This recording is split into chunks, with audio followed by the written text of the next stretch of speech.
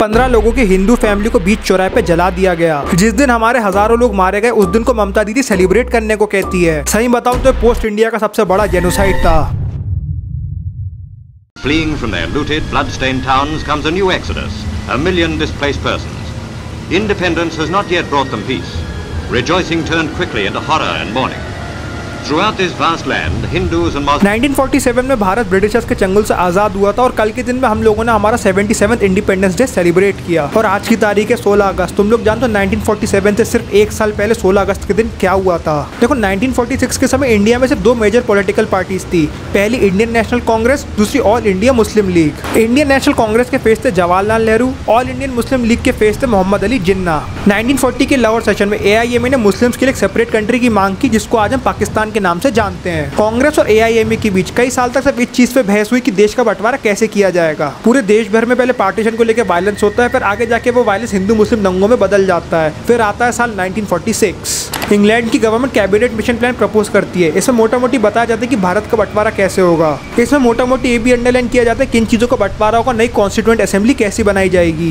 पर ये पहला प्रपोजल नहीं था। 1946 से पहले भी कई बार कैबिनेट मिशन का प्रपोजल दिया जा चुका था, पर नहीं तो इस प्रपोजल को कभी कांग्रेस रिजेक्ट करती, नहीं तो कभी ऑल इंडिया मुस्लिम लीग। पर 1946 वाले कैबिनेट मिशन प्रपोजल को कांग्रेस और AIMA दोनों एक्सेप्ट कर लेती है। फिर 10 जुलाई 1946 को जवाहरलाल नेहरू मुंबई में कॉन्फ्रेंस देते हैं। उस कॉन्फ्रेंस में प्रपोज करते हैं कि कांग्रेस कैबिनेट मिशन के प्लान को अपने हिसाब से चेंज कर सकती है। जैसे ये चीज नेहरू जी अनाउंस करते मोहम्मद अली जिन्ना किलस जाता है। अब देखो, जो मोहम्मद अली जिन्ना होता है नेहरू जी की स्पीच के बाद अपने खुद के घर से एक प्रेस कॉन्फ्रेंस होल्ड करता है। उस प्रेस कॉन्फ्रेंस में मोहम्मद अली जिन्ना कैबिनेट मिशन के प्रपोजल को सीधा ठुकरा देता है और देश के पार्टीशन को लेकर एक एग्रेसिव स्टैंस ले लेता है। और सेम एग्रेसिव स्टैंस लेने के लिए मोहम्मद अली जिन्ना देश के सारे मुस्लिम्स को अपील करता है। अगर जिन्ना के शब्दों में बोले तो मैं अपने हाथ बांध के नहीं बैठूंगा, मैं भी इनको परेशान करूंगा। मोहम्मद अली जिन्ना अपनी स्पीच में ये भी कहते हैं कि अगर मुस्लिम्स को खुद का देश पाकिस्तान नहीं मिला तो वो लोग डायरेक्ट एक्शन लेंगे, और यहीं से डायरेक्ट एक्शन डे की शुरुआत हो जाती है। अब देखो, जिन्ना जुलाई के महीने में अनाउंस करता है डायरेक्ट एक्शन डे। वो देश भर के मुसलमानों से अपील करता है कि 16 अगस्त वाले दिन हड़ताल पे उतर आए। जिन्ना चाहता था 16 अगस्त वाले दिन सारे मुस्लिम्स अपने दफ्तर से छुट्टी ले, दुकानों को बंद करो, सड़कों पे धरना देने आ जाएं। अब कहने को तो मोहम्मद अली जिन्ना हड़ताल कर रहे थे, पर उन्होंने अपनी स्पीच में ये तक बोलने की हिम्मत की, वी विल डिवाइड इंडिया और डिस्ट्रॉय इट। अगर मैं इस चीज का हिंदी अनुवाद करूं, मैं भारत का बंटवारा कर दूंगा, नहीं तो उसे बर्बाद कर दूंगा। और इस स्पीच के बाद डायरेक्ट एक्शन डे की तैयारियां शुरू हो जाती हैं। peace-loving people, theirs is the real tragedy. The fortunate few flee in army transports or in buses. इस हड़ताल का और अपोज करने के लिए 14 अगस्त सिर्फ हड़ताल से 2 दिन पहले शिमोन शंकर रॉय पब्लिक अनाउंसमेंट करते हैं। वो सारे हिंदू बंगाली लोगों को ऑर्डर देते हैं कि वो लोग अपनी शॉप्स को 16 अगस्त वाले दिन बंद ना करें। अब तुम लोग एक सीन समझो, सिंध, पंजाब और बंगाल ये मुस्लिम डोमिनेटेड एरिया थे और इन एरियाज में जिन्ना को बहुत मानते थे। यानी यहाँ पे जिन्ना कुछ भी कहते वो पत्थर की लकीर बन जाता था। पर बंगाल एक ऐसा एरिया था, भले वहाँ पे मुस्लिम मेजोरिटी थी, पर इकोनॉमिकली हिंदू ज्यादा स्ट्रॉन्ग थे। साथ ही साथ बंगाल में काफी ज्यादा वायलेंस देखा जा रहा था ईस्ट और वेस्ट बंगाल को सेपरेट करने के चक्कर में। ऊपर से हिंदू और मुस्लिम न्यूज़पेपर अपनी अपनी तरीके से बंगाल में कम्युनल वायलेंस की हवा भड़का रहे थे। बंगाल के चीफ मिनिस्टर हुसैन सईद ने उस टाइम के बंगाल के गवर्नर से परमिशन ले ली थी बंगाल में पब्लिक हॉलिडे डिक्लेयर करने की, और इस छुट्टी का इंडियन नेशनल कांग्रेस ने बहुत ज्यादा विरोध किया। देखो, हड़ताल वाले दिन जितने भी मुस्लिम लोग थे वो लोग तो अपनी दुकान को बंद रखते, अगर उस दिन पब्लिक हॉलिडे भी डिक्लेयर हो जाती तो ना चाहते हुए हिंदू लोगों को भी अपनी दुकानें बंद करनी पड़ती। यानी कि जो लोग हड़ताल का सपोर्ट नहीं भी कर रहे थे वो लोग भी इनडायरेक्टली हड़ताल को सपोर्ट करने लग जाते। देखो, हड़ताल का पूरा प्लान और रूट स्टार इंडिया नाम का एक प्रो मुस्लिम न्यूज़पेपर छाप देता है। अब देखो, न्यूज़पेपर जानबूझ के एक रिलीजियस एंगल इस हड़ताल में डाल देता है। पहले तो न्यूज़पेपर हड़ताल को रमजान के महीने से कनेक्ट करता है, दूसरी चीज बोलता है कि जुम्मे वाले दिन इस हड़ताल को निकाला जा रहा है। ऊपर से काफी ज्यादा भड़काऊ चीजों को हड़ताल से कनेक्ट कर दिया जाता है कि कैसे अगस्त के महीनों में काफिरों को मारा गया था।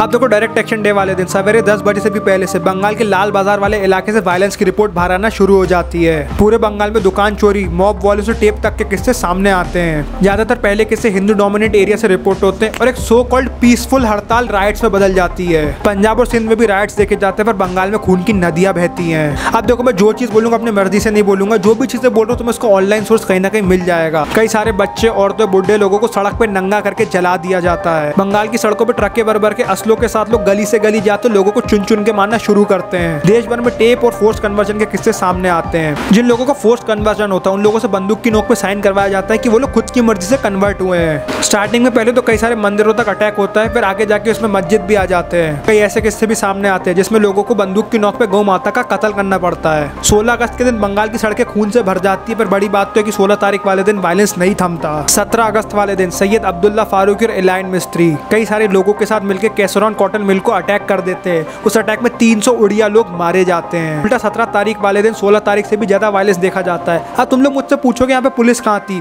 देखो भाई, पुलिस को 72 घंटे के लिए बंगाल में सस्पेंड कर दिया गया था, यानी कि पूरी 16 को खून खराबा होता है और 17 की शाम को बंगाल में आर्मी कर्फ्यू लगा देती है। पूरे एक हफ्ते तक बंगाल के अलग अलग किस्सों से मारामारी के सीन सामने आते हैं। दंगे तो पूरे देश भर में चलते हैं, पर एस्टिमेट्स के माने तो 50,000 से लेकर 5 लाख लोग सिर्फ बंगाल में अकेले मारे गए थे। इसलिए 16 अगस्त को सिर्फ डायरेक्ट एक्शन डे नहीं कहते, कैलकाटा किलिंग डे भी कहते हैं। इस मामले की जांच में ऑफिशियल ब्रिटिश गवर्नमेंट की रिपोर्ट कांग्रेस और AIA में दोनों को दोषी ठहराती है। पर बंगाल में राइट्स छेड़ने का काफी ज्यादा दोष ब्रिटिश हिस्टोरियंस तक मोहम्मद अली जिन्ना को देते हैं, क्योंकि जिन्ना जानते थे पूरे बंगाल में कम्युनल वायलेंस चल रहा है। जब भी उन्हें डायरेक्ट एक्शन डे की मांग की, चलो मांग की वो ठीक है, लेकिन 16 अगस्त वाले दिन AIMA ने पूरे बंगाल में पब्लिक हॉलिडे डिक्लेयर करवा दी थी। चलो पब्लिक हॉलिडे भी डिक्लेयर करवा दी गई, पुलिस को बंगाल में सस्पेंड क्यों किया गया?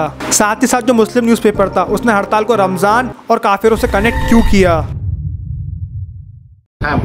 1946 डायरेक्ट एक्शन ডের সময় রাজাবাজারে গরুর মাংসের দোকানে হিন্দু মেয়েদেরকে মানে হাত পা কেটে উলঙ্গ ডেড বডি মাথায় হুক দিয়ে ঝুলিয়ে রেখেছিল। সেটা পুলিশের ডিরেক্টর জেনারেল গৌরব বিহারী মজুমদার আমাকে দিতে বলেছে এবং আমি সেটাও করেছি। তাছাড়া যে আরেকজন সাংবাদিক যান, ওনার হলো বোর্ড জানি, আমার নামটা এখন মনে নেই, আমার লেখা একটা বইতে আছে, মেয়েদেরকে আপনার এই ভিক্টোরিয়া কলেজের হোস্টেলে মেয়েদেরকে উলঙ্গ করে জানালার সাথে মেরে ধর্ষণ করে মেরে ঝুলিয়ে রেখেছিল। এখন বাঙালিরা সেসব ভুলে গিয়েছে। इसको छोड़ो, अगर तुम लोग ऑनलाइन ढूंढने जाओगे तो तुम्हें ऑफिशियली कहीं नहीं पता चलेगा कि राइट्स का असली जिम्मेदार कौन है। पर डायरेक्ट एक्शन डे ने एक चीज की उम्मीद खत्म कर दी, वो थी हिंदू मुस्लिम हारमनी की। कई सारे लोगों को समझ आ गया था अगर देश का बंटवारा नहीं हुआ तो जिन्ना जैसे लोग पूरा देश जला देंगे। अब देखो, हम लोगों ने लॉन्ग वीडियोस के लिए नया चैनल बना लिया, तो तुम लोग उसको ज्यादा से ज्यादा सब्सक्राइब करके शेयर कर देना। हम लोगों ने जो शॉर्ट वीडियोस का चैनल था उसको अलग कर दिया, जो पुराना चैनल उस पर शॉर्ट वीडियोस जाती रहेंगी। शॉर्ट चैनल का लिंक तुम्हें कमेंट सेक्शन में पिन दिख जाएगा। पर हाँ, शाउट आउट टू यश जडेजा और संस्कार, ये लोग जब से डायरेक्ट एक्शन डे की मांग कर रहे थे, इसलिए मैंने लोगों के कहने पर वीडियो बना दी। अगर तुम लोग चाहते तुम्हारे कहने पे भी वीडियो बना तो इंस्टाग्राम का लिंक तुम्हें कमेंट सेक्शन में पिन दिख जाएगा, वहां जाकर तुम लोगों को मैसेज कर देना, तुम लोगों के टॉपिक पे भी वीडियो आगे बना देंगे।